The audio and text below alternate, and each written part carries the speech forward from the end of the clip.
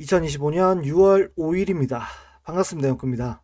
오늘은 상진님과 함께 이야기를 나누는 시간입니다. 먼저 상진님 나와 계시고요. 인사 부탁드립니다. 안녕하십니까. 최상진이라고 합니다. 네, 반갑습니다. 네, 반갑습니다. 원래라면 조금 더 기분 좋게 스타트를 하고 싶은데 세상에나 키움과의 3연전에서 루징 시리즈를 기록하면서 인트로부터 이렇게 조금 다운될 수밖에 없네요. 저는 다운되지 않겠습니다. 저는 이제 화가 나 있는 상태이기 때문에 아, 화가 약간 이제 났다. 분노를 좀 살려서, 네, 저는 오늘 톤을 좀 많이 올려보겠습니다. 아, 오케이, 알겠습니다. 매운맛이 좀 걱정되긴 하는데, 뭐, 이 사람도 충분히 매운맛입니다, 여러분. 일단, 아닙니다. 그 영부님이 그 음해하시는 겁니다. 제가 얼마나 부드러운 사람인데요. 부드럽다고요? 그럼요. 이 아, 정도면 부드럽죠. 알겠습니다. 네, 그러면 부드러운 상진님 기대하면서 매운 질문부터 스타트를 해보도록 할게요. 최근에 6월달 위기설이 좀 많이 나오고 있고, 저는 6월 위기설 자체가 선발진에서 나오는 지분이 크다라고 생각을 하는데 어떻게 생각하시나요? 저도 어느 정도 동의를 하는 것이 최근에 경기를 보면서 경기 중반에 역전하는 경기를 제외하고 제가 마음 편하게 본 경기가 어제 있었던 그 감보아 선수 경기 딱 한 경기 빼고는 거의 없었다라고 할 정도로 최근에 그 경기 초반에 이렇게 리드를 해나가는 모습이 없었거든요. 선발 투수의 좀 부진이 아무래도 가장 큰 원인이지 않을까 싶습니다. 그쵸. 제가 지난 영상에서 말씀을 드렸지만은 선발 투수들의 퀄리티 스타트가 5월 달에 6번밖에 없었으니까요.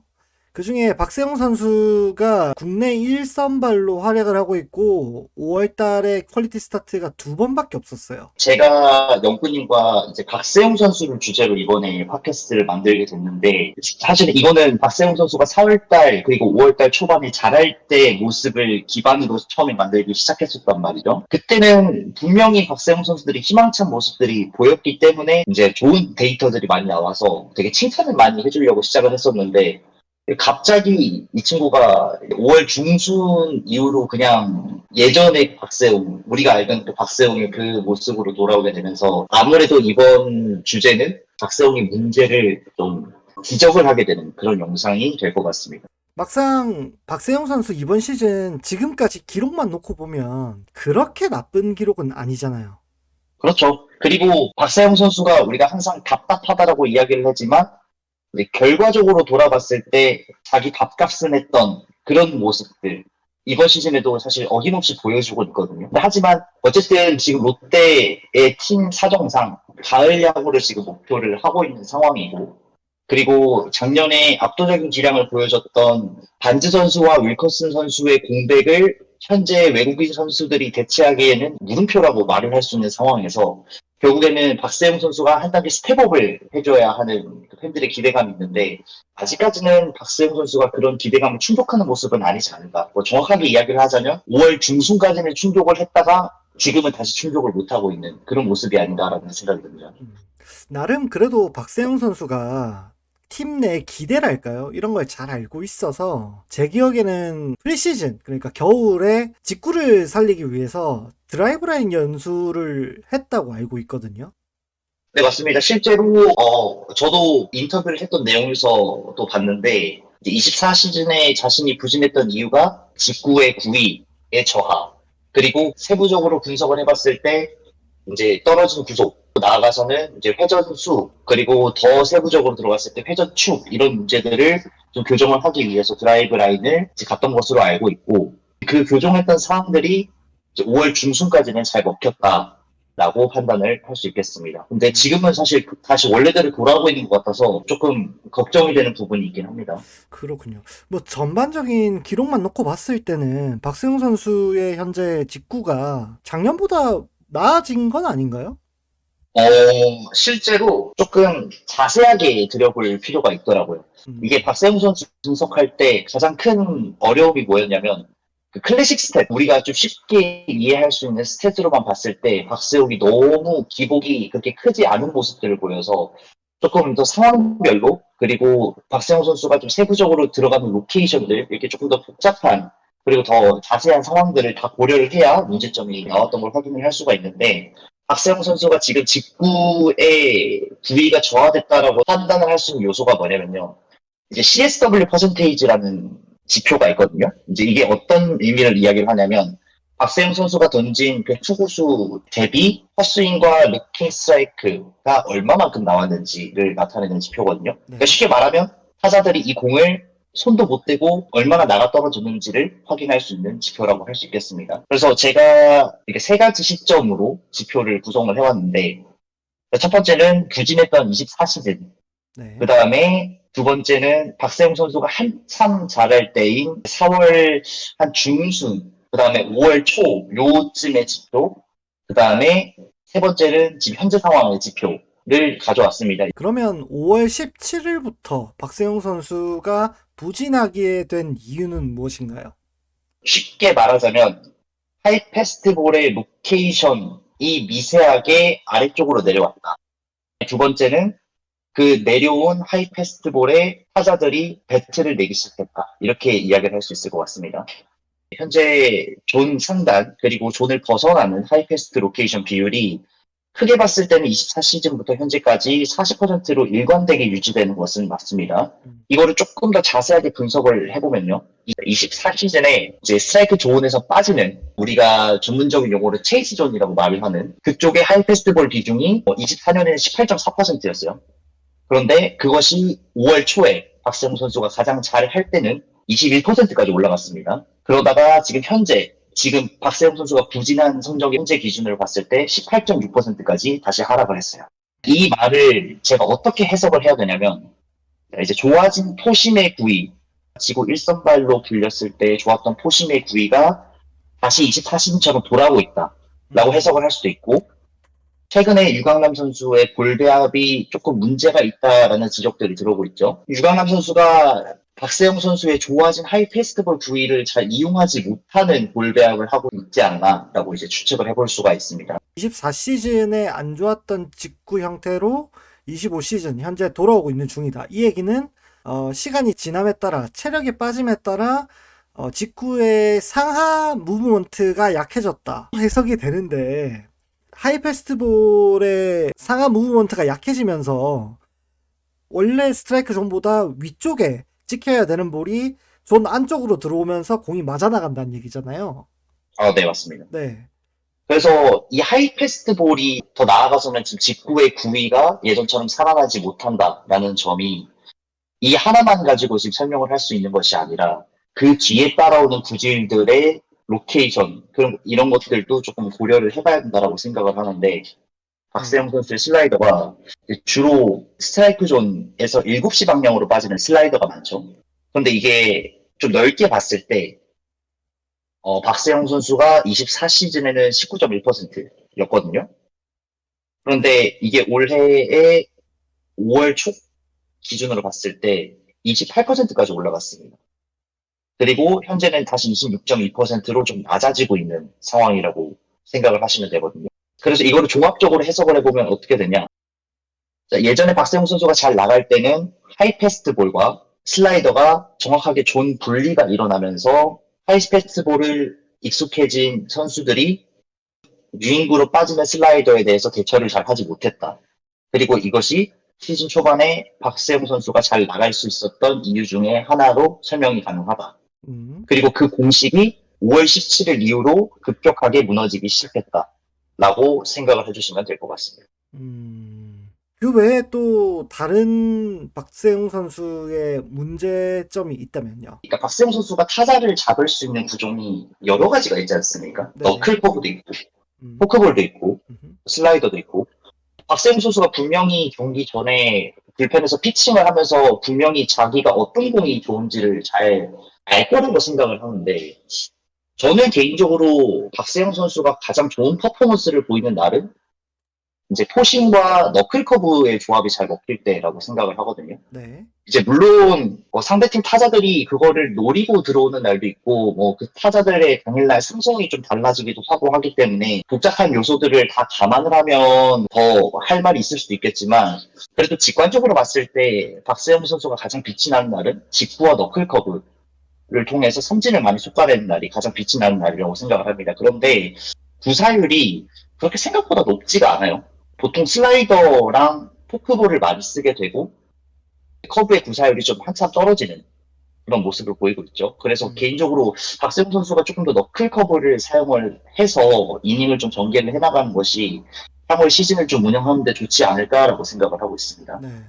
되게 재밌더라고요. 저도 박세웅 선수의 기록을 보니까 네, 직구의 평균 구속이 분명히 한 3km 정도 올라갔음에도 불구하고 직구의 네. 구종 가치는 마이너스예요. 그리고 오히려 가장 적게 던지는 공인 너클 커브가 구종 가치가 10.3까지 올라가 있는 상황이고 포크볼의 구종 가치가 12. 이 약간 정말 볼 배합이 잘못되고 있구나라는 생각을 좀 많이 하고 있습니다. 좀 여러분들이 잘 감이 안 오실 것 같아서 제가 비교 대상을 한 명을 데려왔어요. 자, 박세웅 선수의 포심 평균 구속이 이제 PTS 시절 보통 144에서 형성이 됐었단 말이죠. 네, 네, 그리고 올해 같은 경우는 구속을 측정하는 장비가 트랙맨으로 통일이 되면서 보정을 받잖아요. 그거를 감안을 해도 박세용의 포심 평속은 분명히 올라온 것이 맞습니다. 네. 그런데 오히려 포심 구종 가치는 더 떨어졌단 말이죠. 여기서 완벽하게 이제 반대인 사례가 한 명이 나옵니다. 자, 박세영과 비슷한 포심의 평속을 가지면서 팀 내 국내 일선발로 활동할 수 있는 투수가 삼성의 원태인 선수가 있죠. 원태인 선수의 포심 평속이 2023년에는 144.5km고요.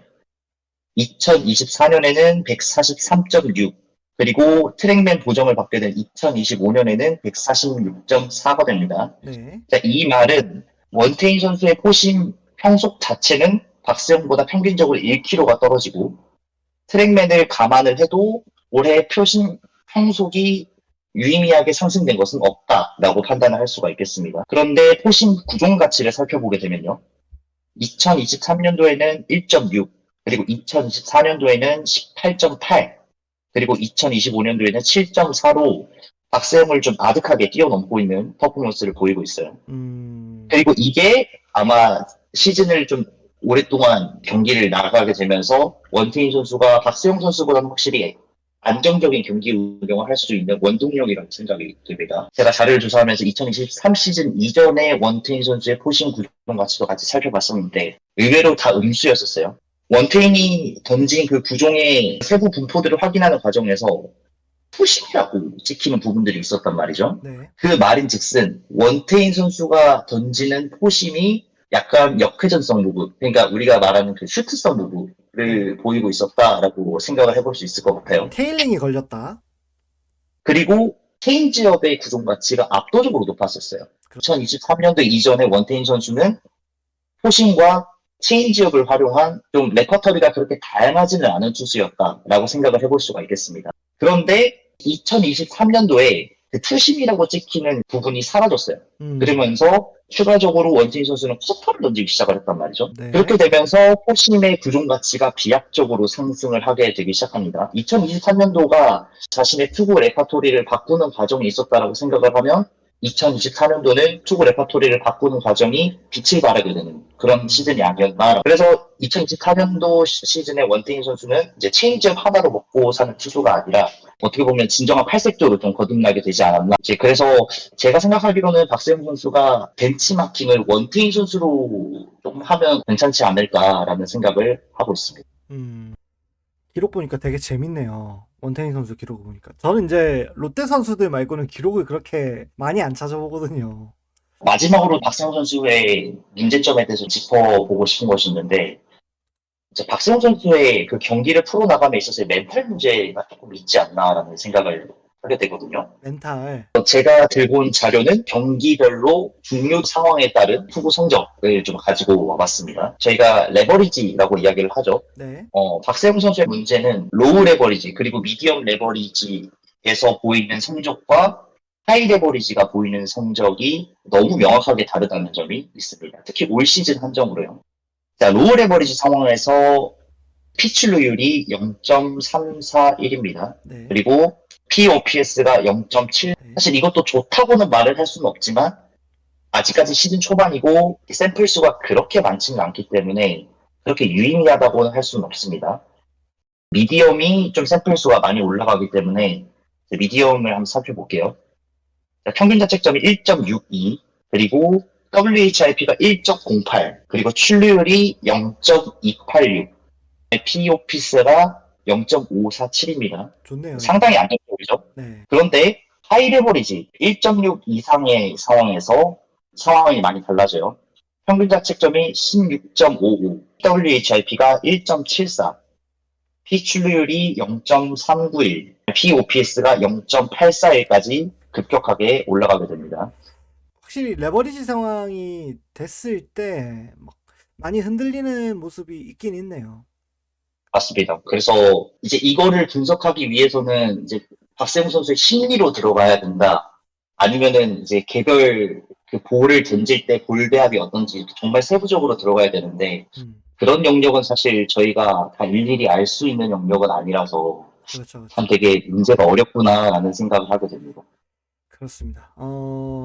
진짜 이거 그러니까 레버리지가 올라가면 올라갈수록 POPS가 극단적으로 올라가는 이게 확실히 멘탈에 문제가 있다 혹은 심리적으로 많이 불안해한다 라는 수치로밖에 해석이 안 된다라고 느껴지네요. 그래서 개인적으로는 박세영 선수가 항상 저희가 이야기를 하는 말이 있지 않습니까? 국내 1선발이라고 부르기는 모자라고 어디 강팀의 4선발이라고 부르기는 강한 전형적인 3.5선발이라는 이야기를 많이 하지 않습니까? 그래서 제가 개인적으로 박세영 선수한테 앞으로 바라는 점은 좀 이런 부분들이 좀 개선이 돼서 박세영 선수가 확실하게 국내 1선발 혹은 팀 내 2, 3선발의 인지를 확실하게 가져갈 수 있는 투수가 좀 되었으면 하는 바람이 있습니다. 또 음, 그렇게 해야 올 시즌에 그 가을 야구를 보고 싶어하는 롯데 팬들의 기대를 충족할 수 있을 거라고 생각을 하고요. 아직 그래도 시즌이 많이 남지 않았습니까? 아직 뭐 시즌 절반까지는 오진 않았기 때문에 분명히 반등을 할 수 있는 시간은 있다라고 생각을 하고 이제 남는 기간 동안 좀 문제점을 수정을 해서 시즌 잘 마무리를 했으면 좋겠다라는 바람이 있습니다. 네, 알겠습니다. 오늘 준비해 주셔서 감사하고 여러분들은 박세웅 선수 그리고 5월 달에 흔들리고 있는 선발진에 대해서 어떤 생각을 갖고 계시는지 댓글로 많이 의견 남겨주시기 바라겠습니다. 구독, 좋아요, 알림 설정 다시 한번 부탁드리면서 오늘 영상은 여기까지 하겠습니다. 그러면 다음 영상으로 다시 찾아뵙도록 하겠습니다. 시청해주셔서 감사합니다, 여러분. 안녕.